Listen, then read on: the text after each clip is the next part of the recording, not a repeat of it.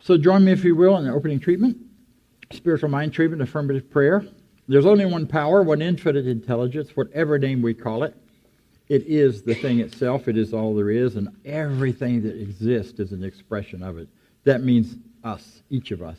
So as we step into this time, we declare our truth that this is a time for open hearts and open minds. It's a time to know something better than I knew when I got here, to open myself to good ideas that bubble up from within me in response to what's happening around me, to hear words and thoughts and feelings and get a better idea for my life, a better idea for the world. I do this with ease, with joy, and with a real deep sense of peace and harmony. Knowing that's so, I can release this now, letting it be, and so it is. Thank you all for being here. You're the early birds. You're the morning people, right? Good, good, good. Yeah, Peter and I were talking beforehand that we were both awake every 30 minutes before the clock went off for about 2 hours, because I wondered if my phone would roll over and I'd be sure to wake up, because it's really not a good thing if the minister forgets and misses the center. I've never done that, but now that I've said it, who knows? But, so thank you for being here. I'm glad you're here. I'm here to remind you that such is the nature of life, that all it asks and all it wants is the opportunity to appear. You are that opportunity, and so am I, and so it is.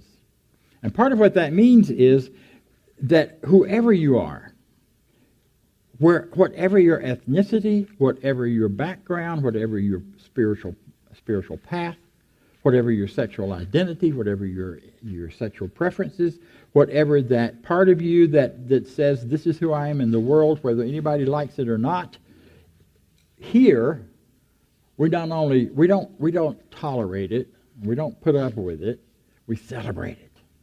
The highest version of unity and oneness is your individuality. So who you are in all of those expressions is celebrated right here, right now, no matter what other labels you might have put on yourself or had other people do. So we're glad you're here. We celebrate you, and we really appreciate your participation. So if you will, join me now as we jump into our Declaration of Principle. Do you have one? So, Angela, you're going to take care of me this morning, right? Thank you. I appreciate it. It's still early for me, okay? I admit it. Here's what I believe. I believe in one God, one absolute power, and first cause to all things.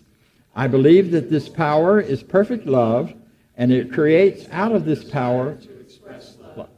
I believe all thought is creative, and how I choose to think creates my personal experience. I believe in the unity of all life and the immortality of the individual soul forever unfolding. I believe in the eternal goodness, the eternal loving kindness, and the eternal givingness of God to all. Thank you. You may be seated. We have a group of folks here who have had extensive education and training to work for and with other people, to know how to speak the truth on your behalf in order to bring great change in your life and in order to help you achieve that which you want to be or become. We call them practitioners. Spiritual counselors is a word we used to use, but we had to stop that. Now we're just using the terms practitioners again, because they practice the principles of this teaching on your behalf. This morning, our meditation and treatment is brought to us by one of our co-lead practitioners now, Mr. Doug Moody. Welcome, Doug. Hey, Doug. Yeah, why not? Cool. Thank you.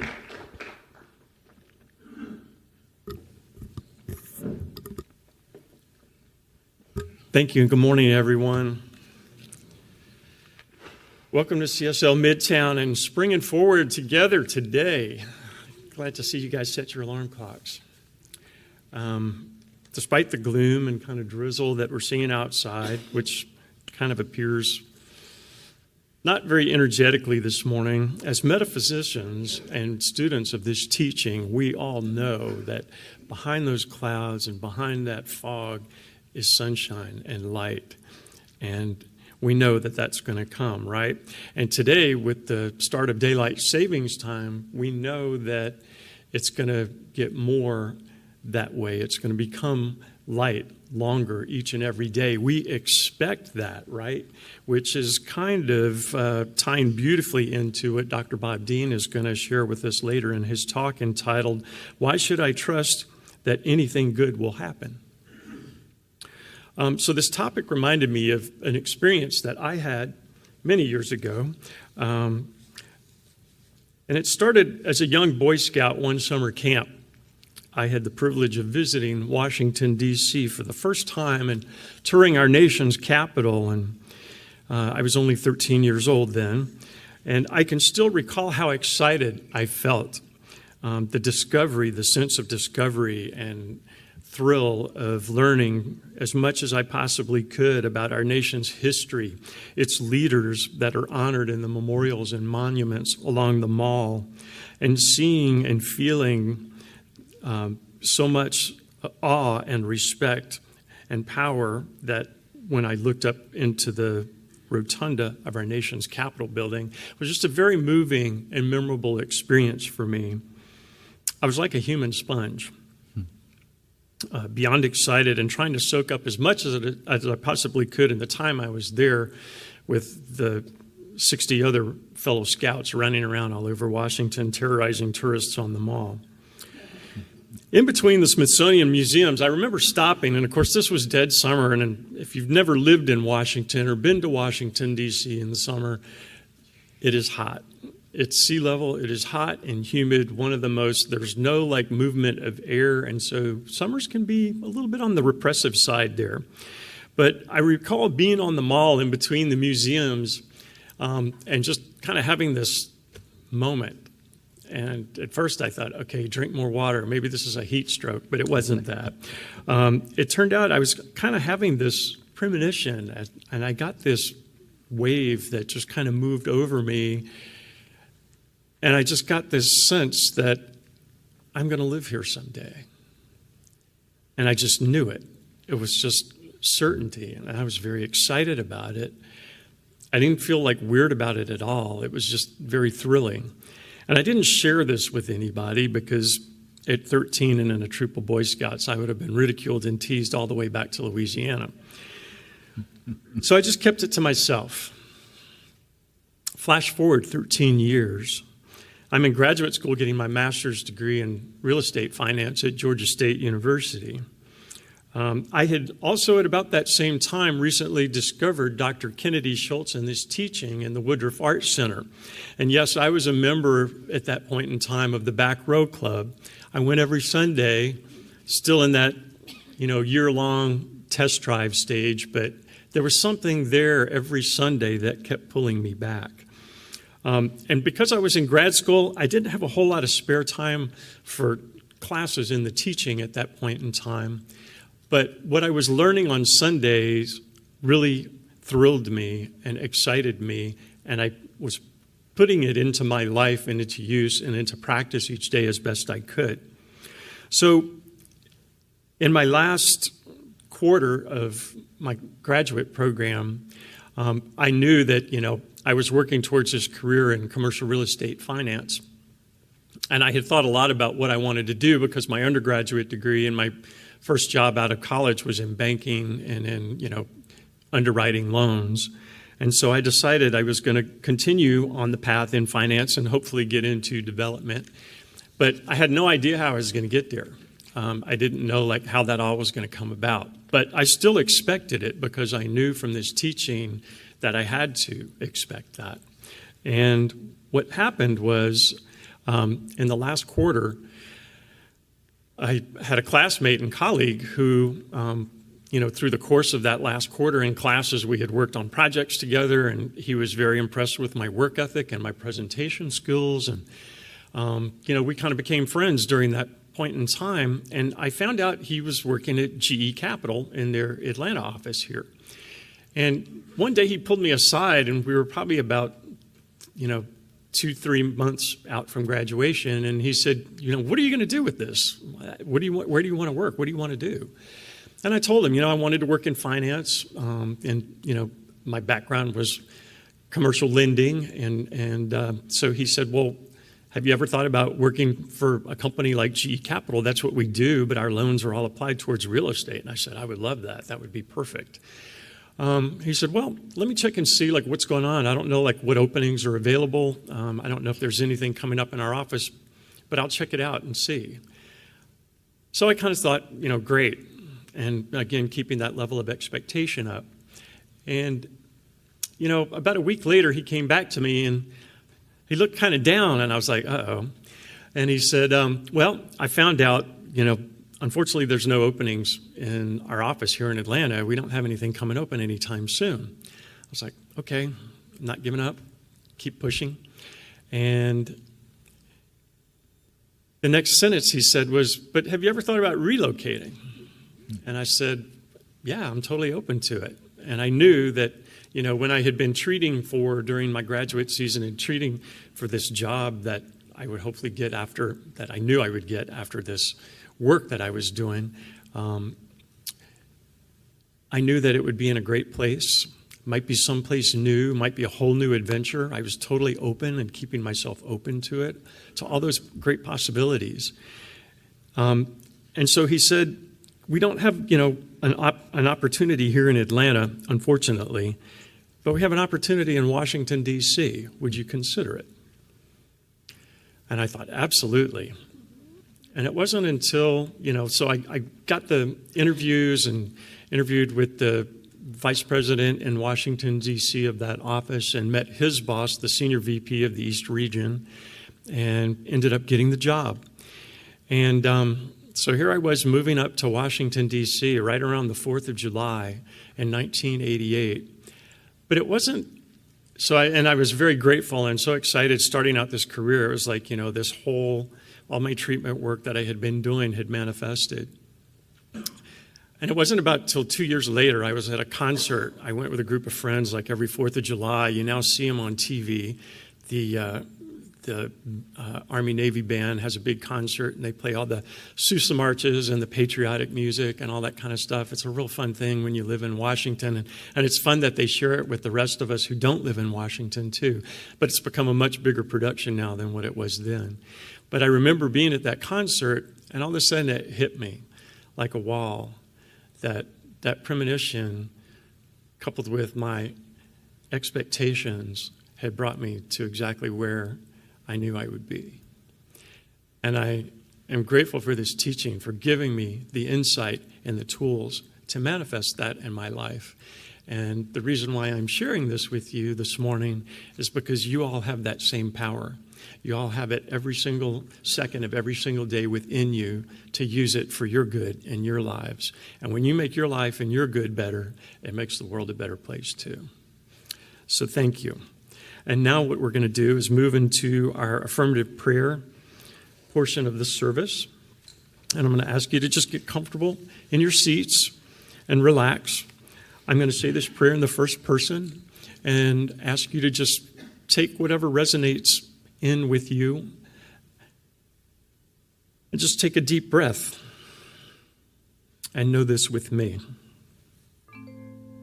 There's only one power, one infinite intelligence, one cosmic something operating throughout this universe and operating through me and through each. Right here, right now, and always. I am always one with this infinite intelligence that is God, as is every beautiful soul present. I can never be separate from this divine power for light and joy and success, because it is always shining forth from within me, the still voice of unlimited wisdom and possibility within each, expressing perfectly and uniquely as me and every soul present. And in this, I know that all are one in spirit. Today and every day forward, I know that I am blessed with the infinite creative power that is God, and I use this power to co-create a life overflowing with quiet, joyous expectation of good. I claim divine wisdom, divine right action, love, and courage, guiding me and each present to grow and expand this consciousness of joy and expectation of more continued good for me and for all. I allow myself to feel and radiate joyous excitement for the new and divine ideas I am given. I claim with all of the courage I can muster to expect that only good will come to me because of my actions, my thoughts, and my deeds, which are reflective of only goodness and love that make the world a better and more beautiful place for myself and for everyone. My mind and my heart are open and receptive to today's lesson, knowing there is something right here and now that is exactly what I need to hear, exactly what I need to know at this point in time to move me and each person forward into a greater expression of life. I claim this with divine wisdom for myself and for everyone present. My heart, my mind, and my spirit are overflowing with infinite gratitude and joy and love and expectations of good. I am grateful for this teaching, for this center, and for the mindful consciousness within me and within each present. And knowing this, I joyfully release my word into the universal law, knowing it is done, it is complete, and it is wonderful. And I let it be so. And so it is. So it is.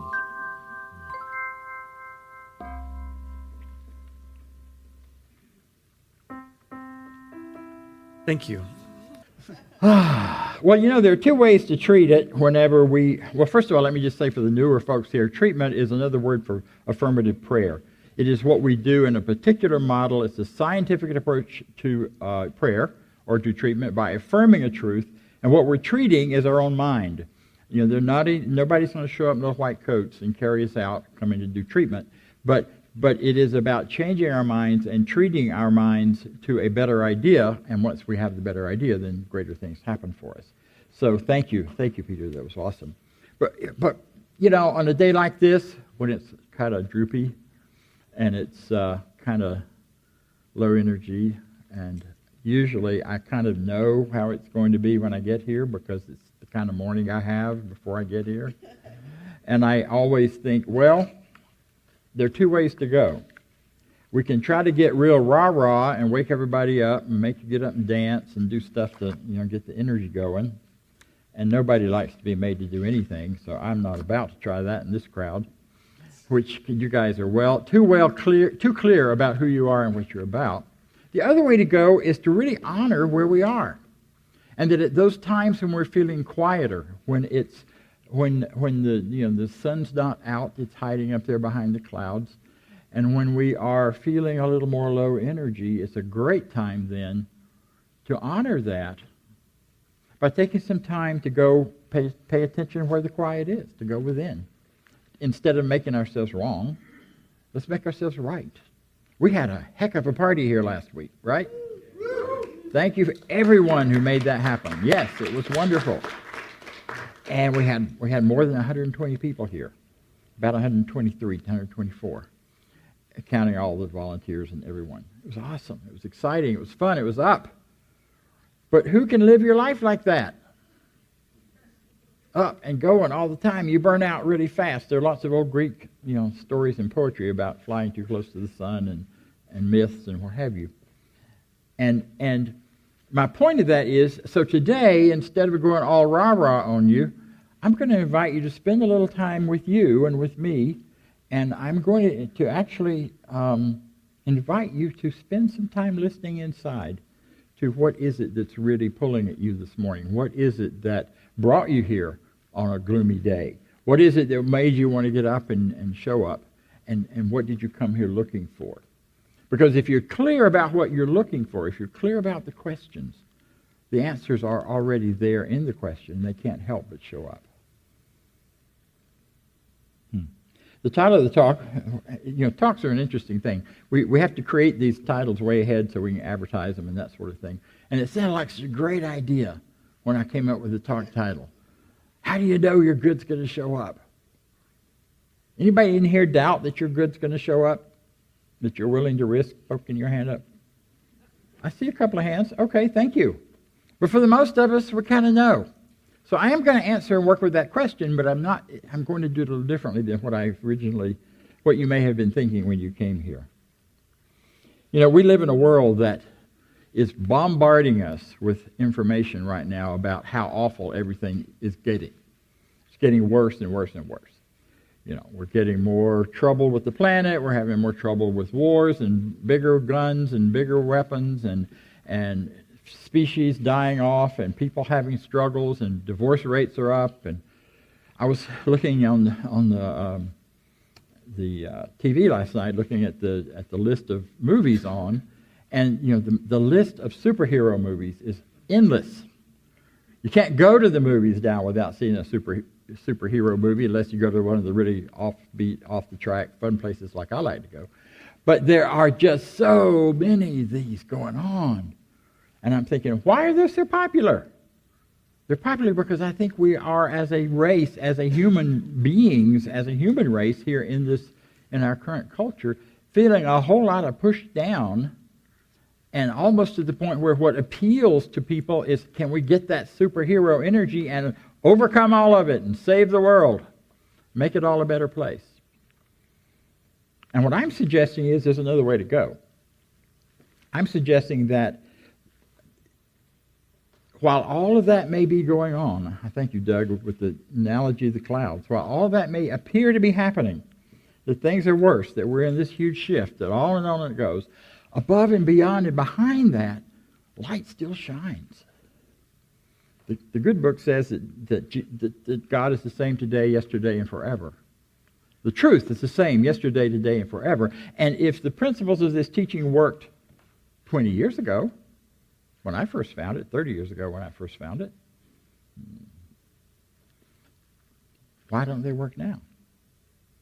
Duh, they do. But it's all of those other messages that we're getting that almost convince us sometimes that it doesn't work anymore. Obviously not you all, because you're here. But a lot of folks kind of wonder, isn't that a little bit too pie in the sky? We live in a post-9/11 world where the United States is no longer immune and isolated from the kind of difficulties and terrors and horrors that are happening in the rest of the world. We got invited in through that event. We could no longer be us and them. We had to come and be here now, and it all came home to us. So the world looks a little bumpier than it used to for many of us. It looks a lot harder. The other thing that's happening is with the internet and with all that we know now about each other, I mean, holy moly, I talk to people all over the world. I don't know them, I'll never meet them, but we share ideas back and forth through the internet, through Facebook, through all kinds of places. I hear about and learn about things I never would have had a chance to know of before. And while that is wonderful on one side, on the other side, I got to do something with all that. And where do I go? And what do I do with it that allows me then to continue to look forward to my good every day in every way? Last month we were talking about every day in every way, I get better and better. My life gets better and better. See, there's some interesting things about this. Science tells us that perception is not objective.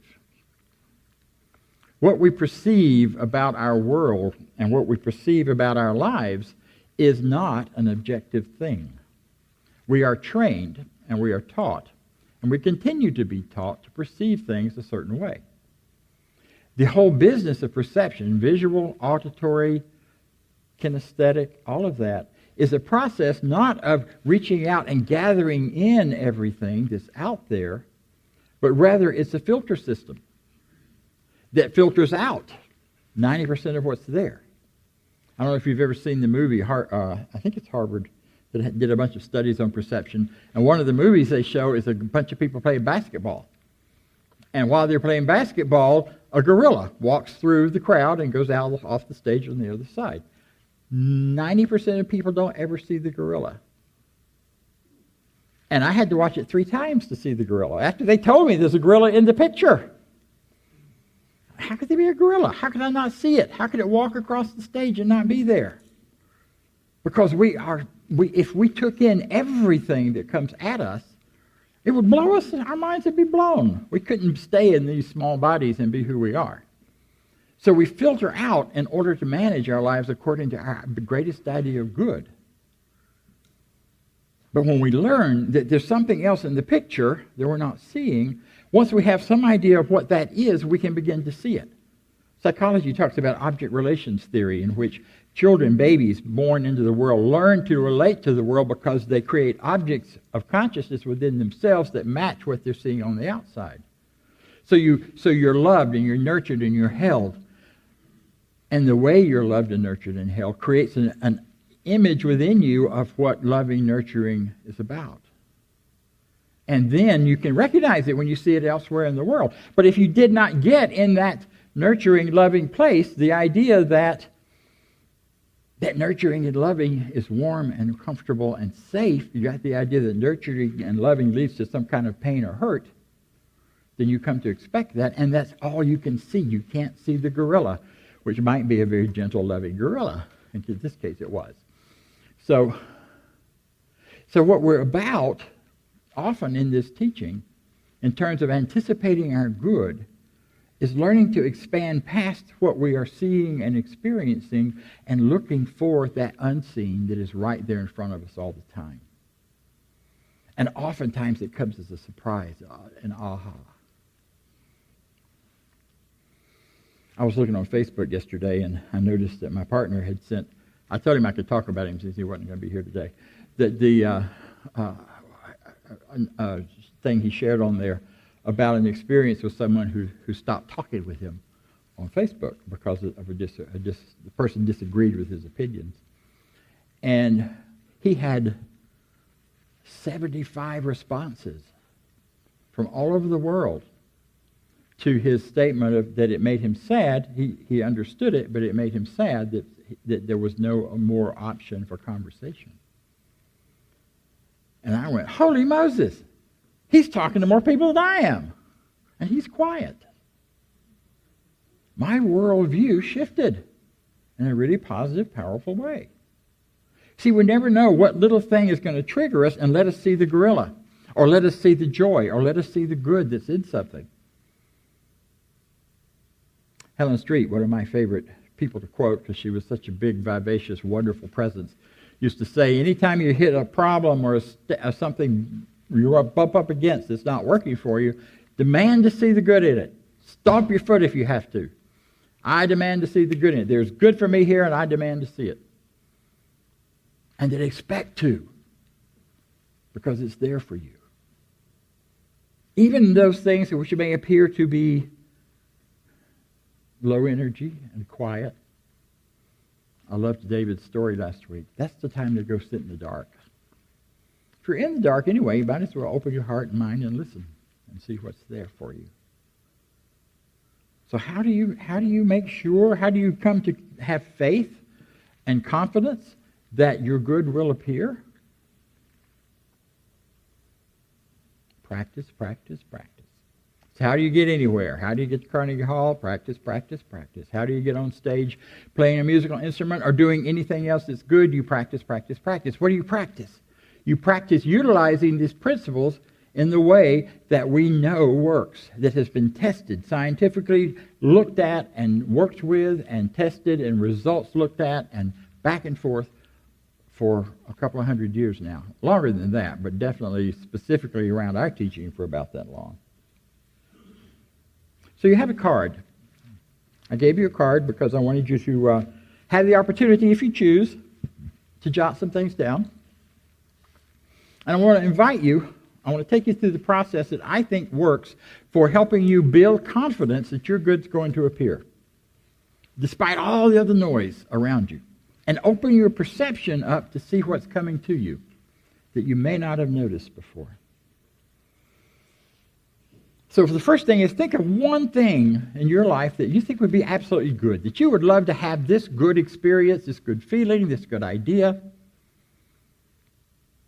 Maybe not the one that's going to change your whole life forever. Start with something smaller. In our classes, we start by teaching people how to manifest parking spots. I did a treatment this morning because I was running late, and I had every light on North Decatur Road green all the way here. Didn't have to stop. I couldn't believe it, but I did believe it. It was wonderful. It doesn't happen very often. Happened when I got off here, too. Came on up.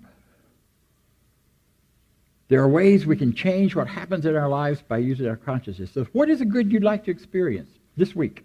Let's make it short and sweet. If you think of something, you want something, jot it down. Or if you know you'll remember it, don't jot it down. I'm not collecting these. These are just for you if you want to use it.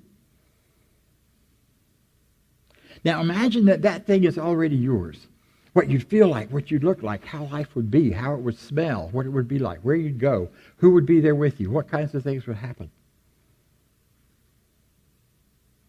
And then here's the really important one. Look for those times and places in your life now or in the past where those same kinds of experience, to some smaller degree perhaps, have shown up. If the desire is for a relationship, or a boyfriend, or a girlfriend, or a husband, or a wife. Think of the times where the experiences that you imagine that relationship will bring you have happened. When have you felt loved? When have you felt safe? When have you felt nurtured? When have you felt challenged? Anybody in a committed relationship knows that's part of it, right? We get challenged and we grow. Start noticing and paying attention, letting yourself perceive the places in your life where these things whatever this good is you're looking for already exists, and celebrate it. We get so caught up in, and we're so trained as human beings to look for what's not working, and with the idea that if we understand what's not working well enough, we can figure out how to make it work. Well, that may be fine in some kinds of medicine where you want to see what's broken so you can fix it.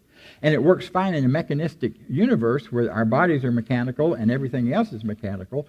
But when we move into what we know today about science, that it's not mechanical, it is relational, it is systematic and systems. When we get deeper and deeper into looking at the tiniest particles and we go below that, what we find is not tinier particles. We find relationships of energy. Relationships. Not things. So look instead of what's not happening, but what is happening. When you look around this room, do you see the empty seats or do you see the amazing people that are here? Beautiful lights, beautiful spirits, beautiful people here bringing great joy to be together and experience this thing together. Look at what is, not what isn't. And then imagine. Use your imagination to really keep creating that idea.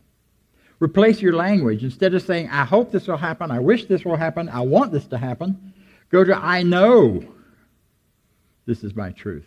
I affirm and claim this to be mine. And instead of want, I have, I require. I mean, if it's hard to say I have it when you don't have it, I require it. It's a much nicer thing than want. I don't want anything. Because want says you don't have it, you won't ever have it. Require says, I require this. I'm going to have this. This is required. This is necessary. I require a certain income. I require relationships. I require love. I require these things to live the life that I dream. And the universe is simply standing back saying yes to whatever you are speaking your truth to. And then I invite you to spend this next week watching for all the tiny little ways to start with that this thing shows up. If your card says something about prosperity, don't pass the dime that you walk by or the penny. Pick it up. Say yes to your prosperity. Do you know if you could pick up a penny and the time it takes to pick up a penny for 40 hours a week, you would be a multimillionaire within a year? Because that amount of income and that 2 seconds it takes to pick it up, if you could make a penny every 2 seconds, you'd do the math. You'd make a lot of money. Nobody would be complaining about having income. So for that 2 seconds, you're making money and you're rich. The money's coming in if that's how you're defining your prosperity. Pay attention when someone does something nice for you. Really take it in. That was love. Wow. That was God saying yes. Someone lets you in traffic. What a sweet thing. Recognize what is. Recognize the good where you see it and make a conscious effort to put your attention on that instead of those people that didn't let you in or that got in your way like someone did to me this morning. More people let me in than got in my way, and I'm really grateful for that. And then write about it. Think about it. Define it. What is this good that I want?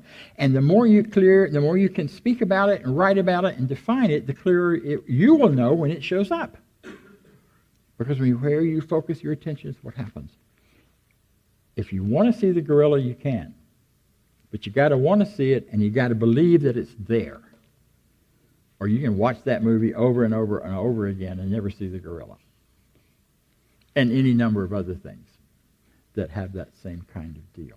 So I invite you this week, be willing to see the gorilla. And the gorilla's a good thing. It's just a guy dressed in a gorilla suit. Not a real gorilla. Nothing to be afraid of. Yeah. See, Holmes says what we're looking for, Ernest Holmes, the founder of our teaching, is what we're looking with. And if we're looking with eyes that are on the lack, the limitation, the what isn't, the what we wish were, what doesn't happen, what we want, then that's all we'll see. And we miss the gorilla of the good that is right around us all the time, the sunshine that is still coming through the clouds, not as bright as some other days, but it's still here. We wouldn't be alive if it weren't. And then a really powerful thing, and this is what spiritual community is about, is when that good shows up, speak it to someone else. Speak it to your friends. Speak it and acclaim it and acknowledge it. Because you deserve all of the good in the world. You deserve all of those great gorillas. As wonderful and exciting and scary and fun-filled as they are. Because you're wonderful. You truly are. And so am I. And so it is. Thank you. Thank you. Thank you. Okay. So we're going to take a few moments and do a spiritual mind treatment. I want you to think about, if you wrote on the card, take your card. If you didn't, if you just thought of something, think about what you want, what good you want to see in your life while we go through this. So I know there's one power, one infinite intelligence, one universal presence. It is right here, right now, and always has been and always will be. Whether I see it, feel it, touch it, taste it, there is a part of me deep within that recognizes that there's more. There's more to life than anything I've yet seen or experienced. There's more than I've yet known. And I open and celebrate that I am an expression of that power. I am part of the more the Spirit is. And my life is never finished. It never is diminished. I never have to reach a point where I accept less than my greatest good growing and expanding. So right now, right here in my own mind, I claim for myself as already mine in its fullness that good that I've been thinking about in the last few minutes.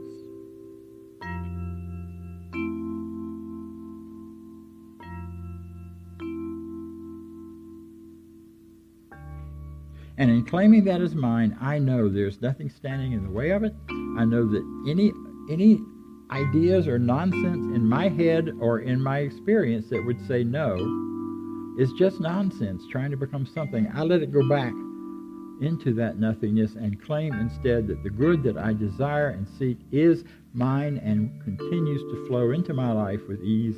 I open my heart, my mind, and my experience to receive it. I say yes. And in gratitude and ease, I release this knowing it is done. I let it be, and so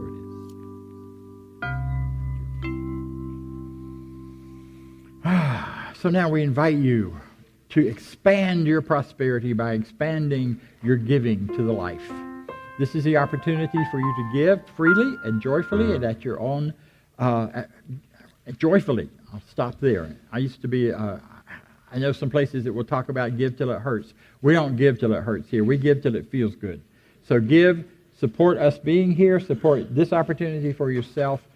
We are a multi-generational center, and that's part of it. And we celebrate them because we all were there at one point, if you're in this room, where we were younger and we had lots to learn. And I'm grateful to all of us for making this possible for them.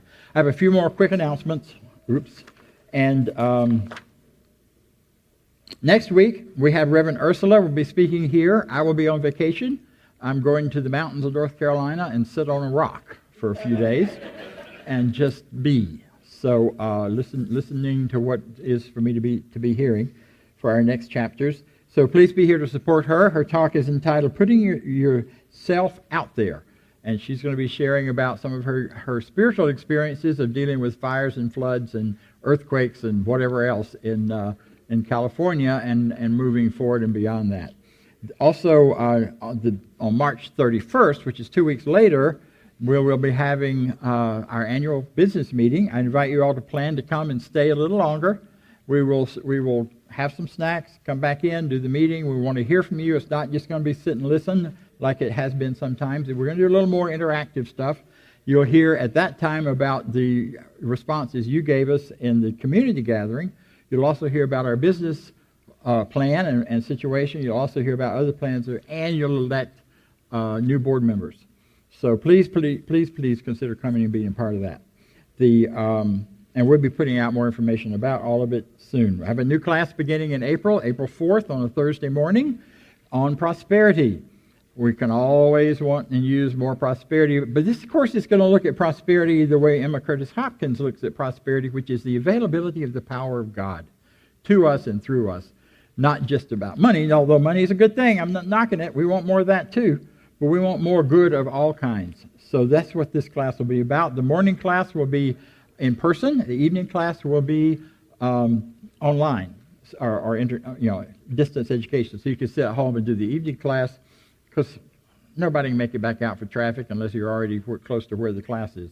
So we're going to try that this time and see how that works. Don't forget on Monday nights we have Prayer Works, which is a call-in opportunity to get that good going that you're looking for if you feel like you need some support around that. Then also we are reading through the year the Science of Mind textbook. We have a discussion group at 10 o'clock that covers that every week.